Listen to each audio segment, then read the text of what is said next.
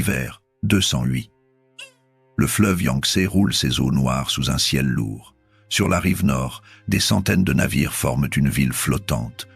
Des milliers de feux de camp illuminent la nuit. C'est l'armée de Cao Cao, le maître de la Chine du Nord, qui s'apprête à écraser les dernières résistances du Sud. Dans quelques heures, cette armée géante sera réduite en cendres. Cette nuit marquera le tournant de l'histoire chinoise. La dynastie Han règne depuis 4 siècles, mais ce n'est plus qu'une façade. L'empereur Xian, sur son trône doré, ne contrôle rien. La révolte des turbans jaunes a explosé en 184. Des millions de paysans affamés ont pris les armes contre les fonctionnaires corrompus. L'empereur a appelé les seigneurs de guerre à l'aide. Erreur fatale. Ces généraux ont écrasé la rébellion, puis ont gardé leurs armées. Maintenant, chacun règne sur sa province comme un roi. Ils lèvent leurs impôts, battent leur monnaie, ignorent la capitale. Cao Cao domine ce chaos. À 53 ans, il a vaincu tous ses rivaux. Yuan Shao, le plus puissant des seigneurs, est tombé à Guandu en 200.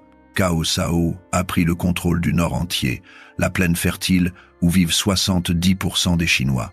Il est officiellement premier ministre de l'empereur, mais personne n'est dupe. Quand Cao Cao ordonne, c'est lui qui commande, pas l'empereur fantoche qu'il garde en otage. En 207, Cao Cao sécurise sa frontière nord en battant les tribus nomades. Il peut maintenant regarder vers le sud. 2 obstacles restent, Liu Bei et Sun Quan. Liu Bei se prétend descendant de la famille impériale. Cette légitimité lui attire des partisans, mais il n'a jamais construit de vraie base de pouvoir. À 47 ans, il a passé sa vie à fuir de défaite en défaite. Sun Quan, 26 ans, contrôle le royaume de Wu dans le sud-est. Son père et son frère ont bâti ce royaume par la guerre. Sun Quan a hérité d'un territoire riche et d'une flotte redoutable. Cao Cao décide de frapper à l'automne 208. Il descend vers le sud avec une armée massive. Le gouverneur de la province de Jing, Liu Biao, meurt juste avant son arrivée.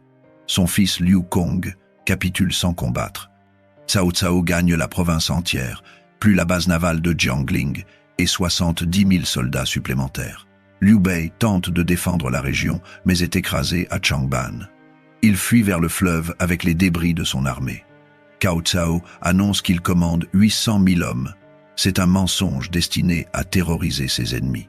Zhu Yu, le général de Sun Quan, estime les forces réelles à 220 000 soldats. Ce chiffre inclut les 70 000 recrues de Jing, dont la loyauté est douteuse. Beaucoup ont été forcés de rejoindre l'armée de Cao Cao après la conquête. Ils n'ont aucune raison de se battre pour lui. Zhu Yu commande 30 000 marins aguerris. Liu Bei peut aligner 20 000 hommes. L'Alliance dispose donc de 50 000 soldats contre 220 000, un rapport de 1 contre 4. Zhuge Liang, le stratège de Liu Bei, a 27 ans. Il comprend que son maître ne peut rien seul contre Cao Cao. Il doit convaincre Sun Quan de s'allier avec Liu Bei. Il part pour la cour de Wu en novembre 208. Il trouve un royaume paralysé par la peur. Les nouvelles de l'arrivée de Cao Cao ont semé la panique. Les conseillers de Sun Quan plaident pour la capitulation. Cao Cao prétend avoir 800 000 hommes. Résister serait un suicide.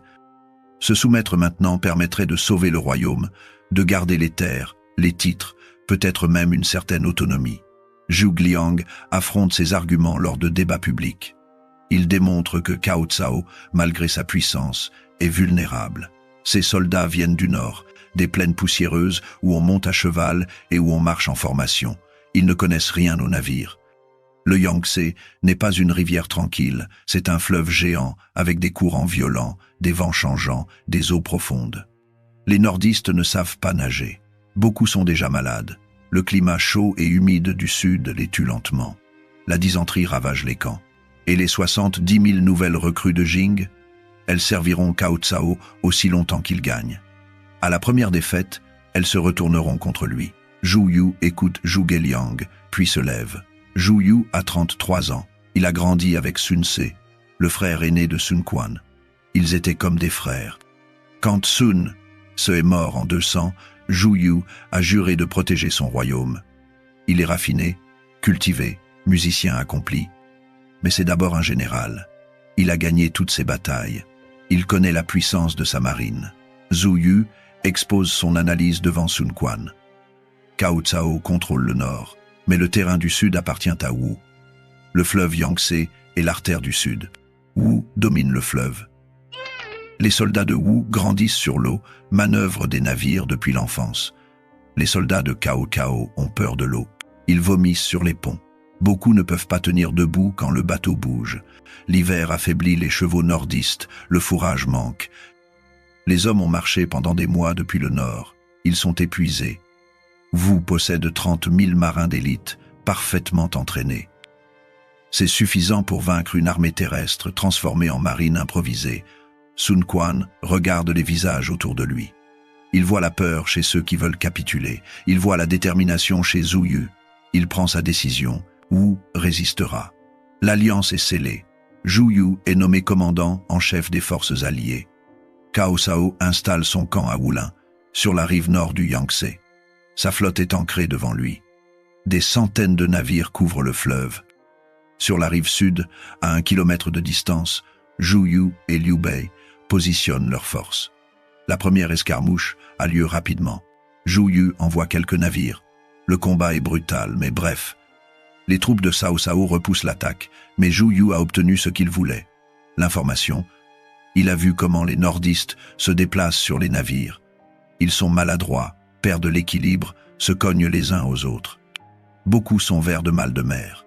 Le moral est bas. Cao Cao fait face à un problème inattendu. Ses hommes souffrent terriblement du tangage. Les navires bougent constamment avec les vagues. Les soldats, habitués à la cavalerie et à l'infanterie, vomissent, ne peuvent pas combattre. Beaucoup ne savent pas nager, ce qui les terrifie. Si un navire coule, il meurt. Pang Tong entre en scène. Ce stratège travaille pour Zhu Yu, mais se présente au camp de Cao Cao comme transfuge. Il prétend avoir servi Liu Biao et vouloir maintenant rejoindre le vainqueur. Cao Cao le reçoit avec méfiance, mais Pang Tong semble connaître la région, les forces ennemies, les points faibles de l'alliance. Il est accepté. Pang Tong observe le camp pendant plusieurs jours. Il voit les soldats malades, entend leurs plaintes. Il demande une audience avec Cao Cao. Il a une solution au problème du mal de mer. Il faut attacher les navires ensemble avec des chaînes de fer, relier la proue d'un bateau à la poupe du suivant. La flotte entière formera une plateforme stable. Les soldats pourront marcher d'un navire à l'autre comme sur la terre ferme. Le tangage disparaîtra. Cao Cao aime cette idée. C'est exactement ce dont il a besoin. Il ordonne que toute la flotte soit enchaînée. En quelques jours, des centaines de navires sont reliés.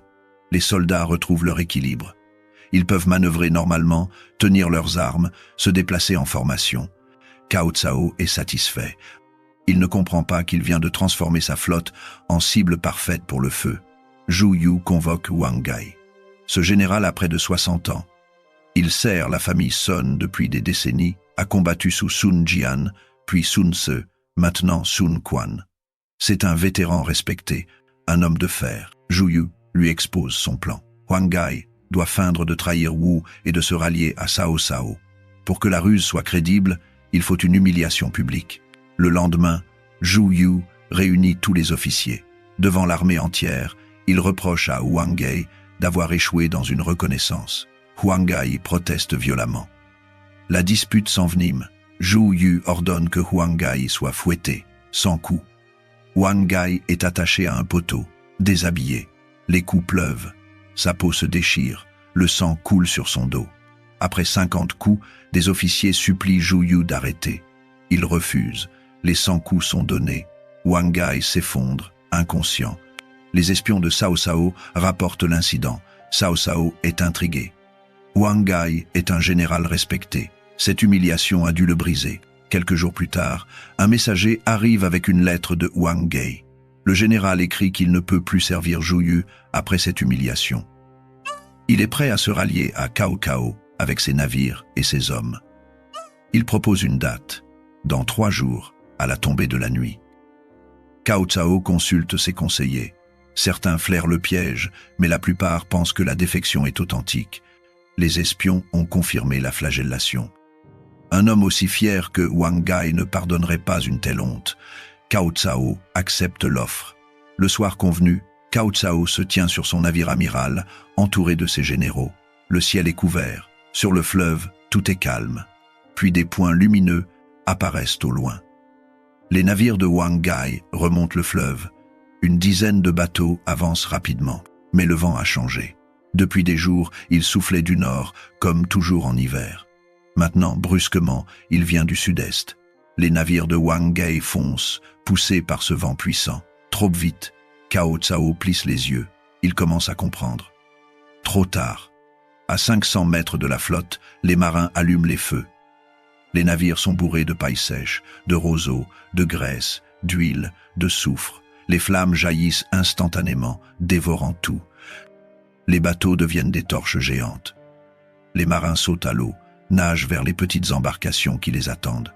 Les navires incendiaires continuent leur course, propulsés par le vent du sud-est. Ils percutent la flotte de Cao Cao. Le feu se propage. Les chaînes de fer deviennent un cauchemar. Les navires ne peuvent pas s'échapper. Quand un bateau brûle, il enflamme ses voisins. En quelques minutes, toute la flotte s'embrase. Les flammes montent vers le ciel. La chaleur est insupportable. Les soldats sautent à l'eau. Beaucoup se noient immédiatement. Ceux qui restent à bord brûlent vifs. Leurs cris déchirent la nuit. L'odeur de chair calcinée envahit l'air. Le fleuve devient une rivière de feu. L'huile flottante transforme l'eau en brasier. Zhou Yu lance l'assaut principal. Des dizaines de navires de Wu traversent le fleuve. Les soldats débarquent sur la rive nord, attaquent le camp terrestre. Le camp n'est pas protégé. Les troupes de Zhou Yu déferlent, tuant, brûlant les tentes. Cao Cao comprend que la bataille est perdue. Il donne l'ordre de retraite. Abandonnez tout, fuyez vers le nord. La retraite devient un cauchemar. Cao Cao ordonne de brûler ce qui reste de sa flotte. Son armée se met en marche vers le nord, par la route de Huarong. Ce chemin traverse des marécages et des collines. Il a plu ces derniers jours. Le chemin s'est transformé en bourbier. Les soldats s'enfoncent dans la boue jusqu'aux genoux. Certains disparaissent dans les tourbières. Les chariots s'embourbent, sont abandonnés.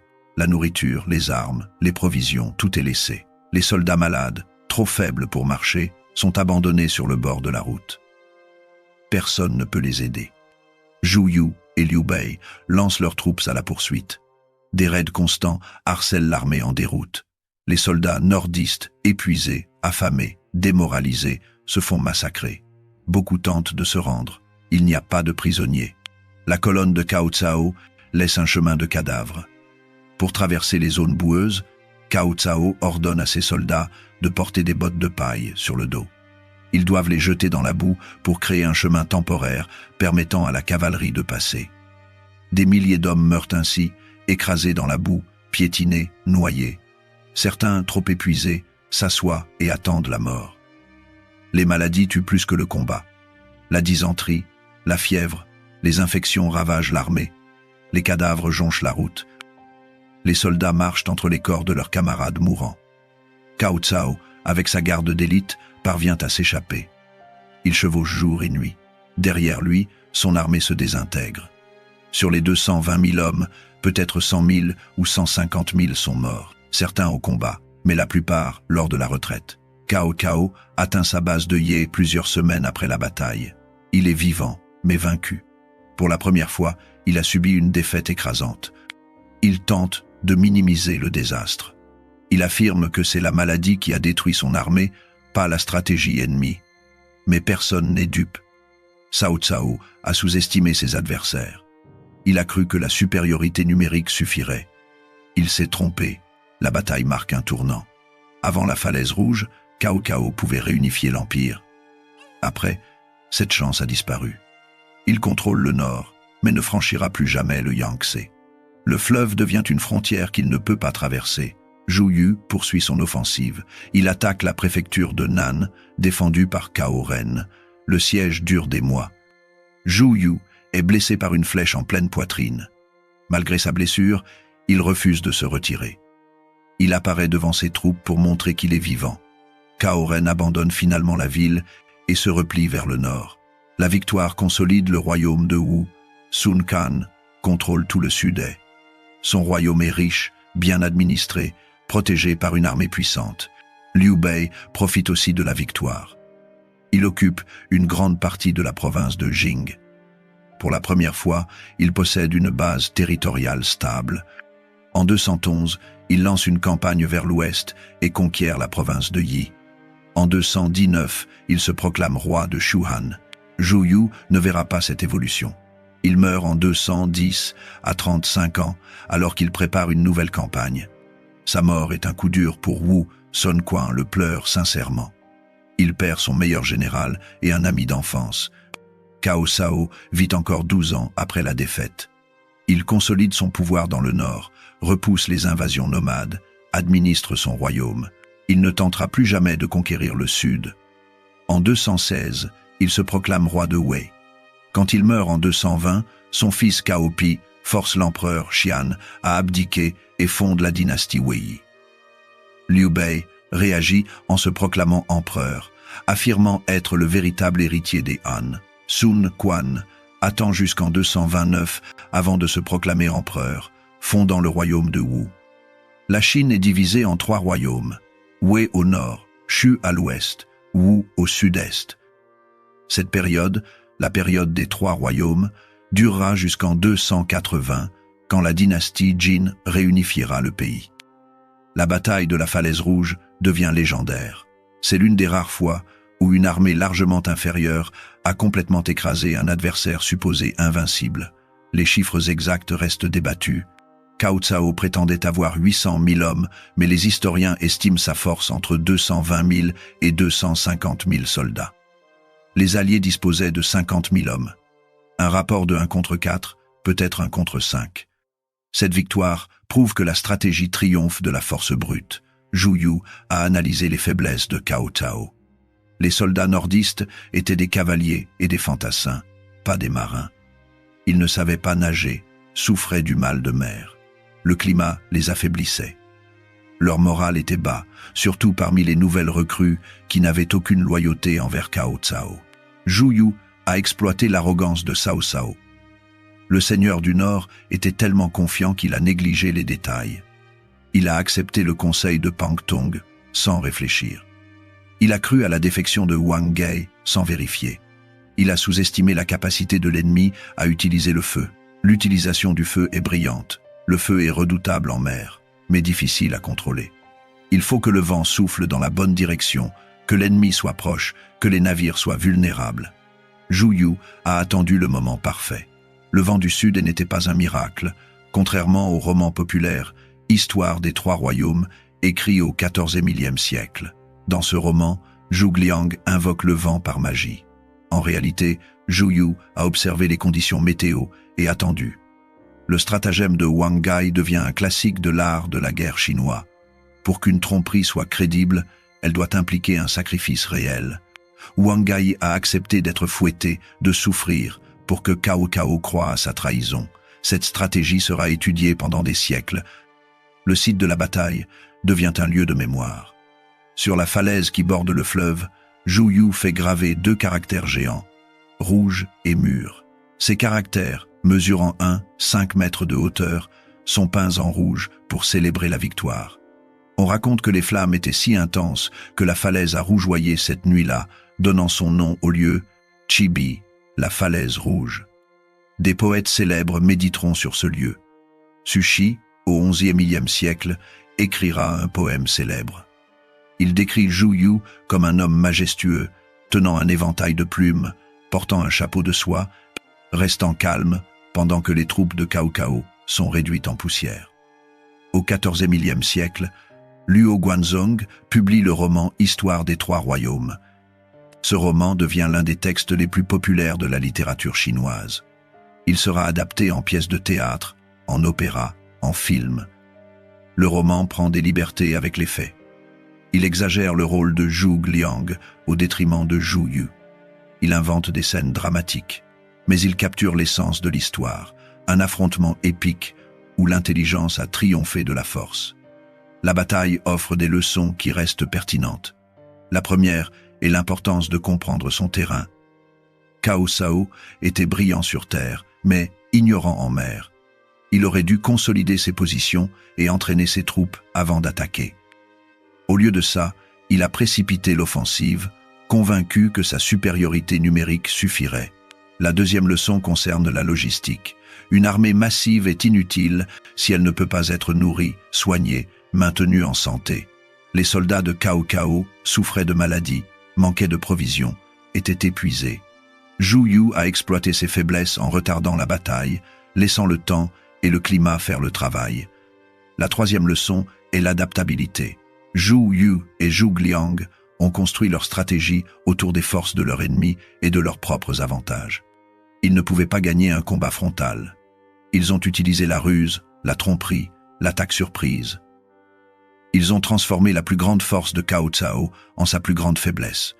La quatrième leçon concerne l'arrogance. Cao Cao avait dominé la Chine du Nord pendant des années. Il avait vaincu tous ses rivaux. Cette série de succès l'a rendu trop confiant. Il a cessé d'évaluer objectivement les situations. Cette arrogance l'a aveuglé au danger. La cinquième leçon est l'importance des alliances. Liu Bei seul n'aurait jamais résisté à Cao Cao. Sun Quan, isolé, aurait probablement capitulé. Ensemble, ils ont créé une force capable de défier l'armée la plus puissante. Zhuge Liang a compris ça et a consacré tous ses efforts à forger cette alliance. Pour Cao Cao, la défaite marque la fin de son rêve de réunification.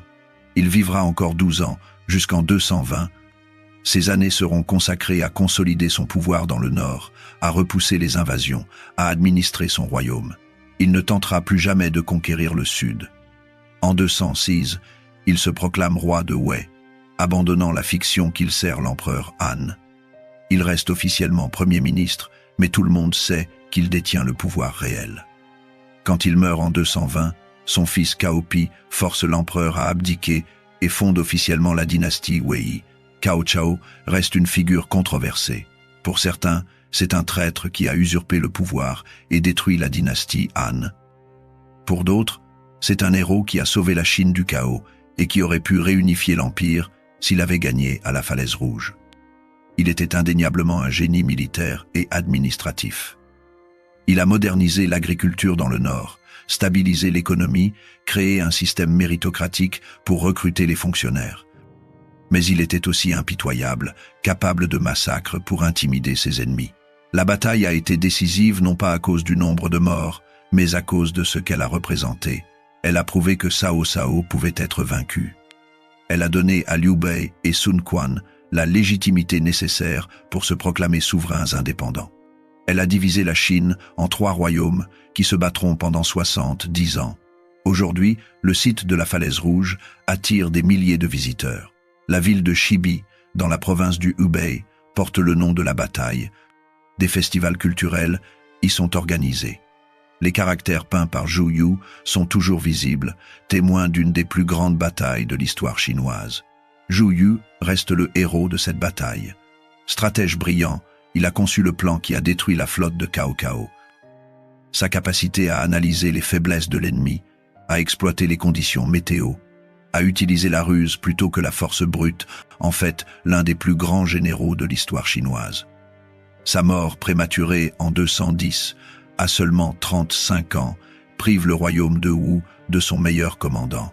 Wang Gai incarne le sacrifice et le courage. À près de 60 ans, il accepte d'être fouetté publiquement, de souffrir l'humiliation pour rendre la ruse crédible. Son attaque avec les navires incendiaires change le cours de la bataille. Sans son courage, le stratagème n'aurait pas fonctionné. Zhuge Liang, bien que son rôle réel soit moins important que dans les romans, reste crucial. C'est lui qui forge l'alliance entre Liu Bei et Sun Quan. Sans cette diplomatie, la bataille n'aurait jamais eu lieu. Il deviendra plus tard l'un des stratèges les plus célèbres de Chine, servant Liu Bei jusqu'à sa mort en 234. Cao Cao, malgré sa défaite, reste un personnage fascinant, génie militaire, poète, administrateur brillant. Il a unifié le Nord et modernisé la Chine. Mais son arrogance à la Falaise Rouge lui coûte son rêve de réunification. Il refuse d'écouter ses conseillers qui le mettent en garde contre une offensive précipitée. Son conseiller Guo Jia est mort récemment, et Cao Cao dira plus tard « Si Guo Jia avait été avec nous, je n'aurais jamais eu de tels problèmes. » Un autre conseiller, Jia Shu, recommande de laisser les troupes se reposer avant d'attaquer. Mais Cao Cao ignore ce conseil. Sun Quan, jeune souverain de 26 ans, montre sa capacité à prendre des décisions difficiles. Face aux pressions de ceux qui veulent capituler, il choisit de résister. Cette décision sauve son royaume et assure son indépendance pendant des décennies. Pang Tong, le stratège qui infiltre le camp de Cao Cao et suggère d'enchaîner les navires, démontre l'importance de l'espionnage et de la désinformation. Sa ruse transforme la flotte de Cao Cao en piège mortel. La bataille de la Falaise Rouge occupe une place centrale dans la culture chinoise. Elle symbolise la victoire de l'intelligence sur la force, du sud contre le nord, des faibles contre les puissants. Elle montre qu'une armée bien commandée peut vaincre des forces supérieures si elle exploite intelligemment le terrain et les faiblesses de l'ennemi. Le roman Histoire des Trois Royaumes transforme la bataille en épopée nationale. Bien qu'il déforme les faits historiques, il capture l'esprit de l'époque. Les Chinois connaissent les personnages de ce roman aussi bien que les Occidentaux connaissent les héros de la mythologie grecque. Cao Cao, Liu Bei, Sun Quan, Zhu Yu, Zhuge Liang sont des noms qui résonnent dans toute la Chine. La bataille a inspiré d'innombrables œuvres d'art. Des peintures dépeignent les navires en feu sur le Yangtze, des poèmes célèbrent la bravoure de Zhu Yu, des opéras de Pékin rejouent les moments clés de la bataille. En 2008, le réalisateur John Woo adapte l'histoire au cinéma avec Les Trois Royaumes, le film le plus cher de l'histoire chinoise à l'époque, avec un budget de 80 millions de dollars. Le film connaît un énorme succès, rapportant 119 millions de dollars.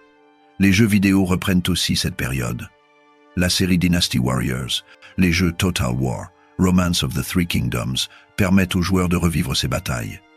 La bataille de la Falaise Rouge est toujours l'un des moments clés de ces jeux. La bataille révèle aussi l'évolution de la guerre navale en Chine. Les navires utilisés sont des Mengchong-Doujian, des bateaux d'assaut couverts de cuir destinés à transpercer les lignes ennemies. Ces navires sont relativement petits, maniables, parfaits pour le combat sur le Yangtze. Cao Cao, lui, utilise des navires plus grands, conçus pour transporter des troupes plutôt que pour le combat naval. L'utilisation du feu comme arme navale n'est pas nouvelle, mais rarement exécutée avec une telle efficacité. Le feu est difficile à contrôler en mer. Si le vent tourne, il peut consumer ses propres navires. Zhu Yu attend le moment parfait quand le vent souffle du sud et vers le nord, poussant les navires incendiaires directement vers la flotte ennemie. La décision de Cao Cao d'enchaîner ses navires est compréhensible d'un point de vue tactique. Ses soldats souffrent du mal de mer. Une plateforme stable leur permettrait de combattre efficacement. Mais cette décision révèle une ignorance fondamentale du combat naval. En mer, la mobilité est cruciale. Des navires enchaînés ne peuvent pas manœuvrer, ne peuvent pas échapper au feu, deviennent une cible immobile. Le choix du lieu de bataille favorise aussi Wu. Le fleuve Yangtze, à cet endroit, est large, mais avec des courants forts. Les vents sont changeants.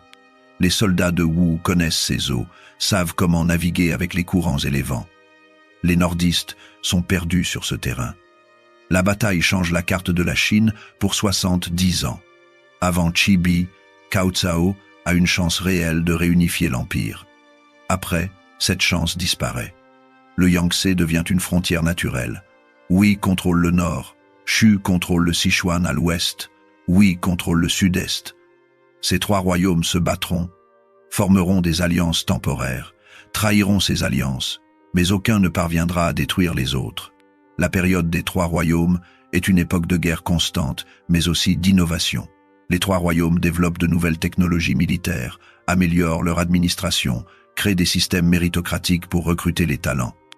La compétition entre les trois États force chacun à s'améliorer constamment. Wei, le plus puissant des trois, contrôle la plaine du Nord où vit la majorité de la population. Mais cette population est aussi la plus touchée par les guerres constantes. Les paysans sont lourdement taxés pour financer les armées. Shu, dans les montagnes du Sichuan, est plus petit mais mieux protégé par le terrain.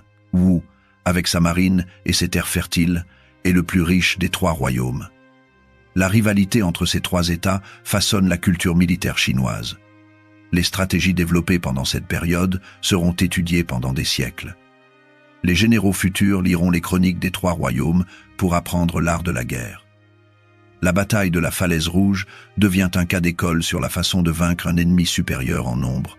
Les historiens débattent encore de nombreux détails de la bataille.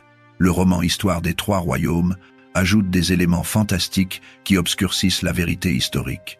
Zhuge Liang n'a pas invoqué le vent par magie. Il n'a probablement pas joué un rôle militaire majeur dans la bataille. C'était Zhu Yu qui commandait les forces alliées. Le nombre exact de victimes reste inconnu. Cao Cao prétendait avoir 800 000 hommes, mais c'était clairement une exagération. Les estimations modernes varient entre 220 000 et 250 000 soldats. Les pertes sont probablement entre 100 000 et 150 000 morts, mais ces chiffres incluent les victimes de la retraite et des maladies, pas seulement du combat. Le rôle exact de certains personnages reste flou. Pang Tongati a-t-il vraiment infiltré le camp de Cao Cao? Les sources historiques le suggèrent, mais les détails exacts sont incertains. Huang Gai a-t-il vraiment été fouetté? Les chroniques officielles mentionnent un stratagème pour feindre la défection, mais ne détaillent pas exactement comment. Ce qui est certain, c'est que Cao Cao a commis plusieurs erreurs stratégiques majeures. Il a ignoré les conseils de ses conseillers qui lui recommandaient de laisser ses troupes se reposer. Il a converti son armée terrestre en marine improvisée en seulement quelques jours d'entraînement. Il a sous-estimé la capacité de l'ennemi à utiliser le feu comme arme. Il a enchaîné ses navires, les rendant immobiles. Chacune de ces erreurs a contribué au désastre. La bataille influence profondément la pensée militaire chinoise. Elle valide les principes de Sun Tzu, le stratège antique qui écrivit « L'art de la guerre ». Sun Tzu enseignait que la victoire dépend de la connaissance du terrain, de l'exploitation des faiblesses de l'ennemi, de l'utilisation de la ruse plutôt que de la force brute. Zhu Yu applique ces principes parfaitement. La bataille montre aussi l'importance de la marine dans le contrôle du Sud. Les dynasties futures investiront massivement dans leur flotte. Le fleuve Yangtze restera une frontière stratégique cruciale pendant des siècles. Contrôler le fleuve signifie contrôler le commerce, les communications, les mouvements de troupes. Le stratagème de Huang Gai entre dans les 36 stratagèmes, un texte classique de stratégie militaire chinoise. Il illustre le principe « souffrir pour gagner la confiance », montrant qu'un sacrifice apparent peut être une arme redoutable si utilisée intelligemment. La bataille démontre aussi les dangers de l'arrogance militaire. Cao Cao, habitué à gagner, a négligé les bases de la préparation militaire. Il n'a pas entraîné correctement ses troupes, n'a pas sécurisé ses lignes de ravitaillement, n'a pas évalué correctement les forces ennemies. Sa confiance excessive l'a aveuglé. Après la bataille, les destins des protagonistes divergent. Zhu Yu continue de servir Wu, mais meurt jeune. Zhuge Liang devient le premier ministre de Shu et mène 5 invasions contre Wei, toutes échouant. Il meurt en 234, épuisé par des années de campagne militaire. Cao Cao vit jusqu'en 220, consolidant son pouvoir dans le nord, mais ne tentant plus jamais de franchir le Yangtze. Liu Bei se proclame empereur en 221, établissant le royaume de Shu'an. Il meurt en 223, après une campagne désastreuse contre Wu. Sun Quan vit le plus longtemps de tous, mourant en 252 après avoir régné sur Wu pendant 52 ans. Le royaume de Wei finit par absorber Shu en 263. Mais en 265, la famille Sima renverse les descendants de Cao Cao et fonde la dynastie Jin. En 280, Jin conquiert Wu et réunifie finalement la Chine. La période des trois royaumes prend fin, mais son héritage culturel perdure. La bataille de la Falaise Rouge en 208 est bien plus qu'un affrontement militaire. C'est le moment où l'histoire de la Chine bascule. Cao Cao, qui semblait destiné à réunifier l'Empire, est vaincu. Le pays se divise en 3 royaumes qui se battront pendant 70 ans. Cette division façonne la culture, la politique, l'art militaire chinois. La bataille démontre que l'intelligence, la stratégie, la connaissance du terrain peuvent triompher de la force brute. Zhu Yu, avec 50 000 hommes, détruit une armée 4 fois plus grande. Il exploite les faiblesses de l'ennemi, utilise la ruse, attend le moment parfait pour frapper. Son génie tactique en fait l'un des plus grands généraux de l'histoire. Pour Cao Cao, c'est l'échec qui définit son héritage autant que ses victoires. Malgré sa brillance militaire et administrative, il ne réalisera jamais son rêve de réunifier la Chine. La falaise rouge restera la tache sur sa carrière, la preuve qu'aucun général n'est invincible. La bataille inspire encore aujourd'hui. Elle nous rappelle que la préparation, l'humilité, la compréhension de son adversaire sont plus importantes que la force brute. Elle montre que les alliances peuvent renverser des situations désespérées.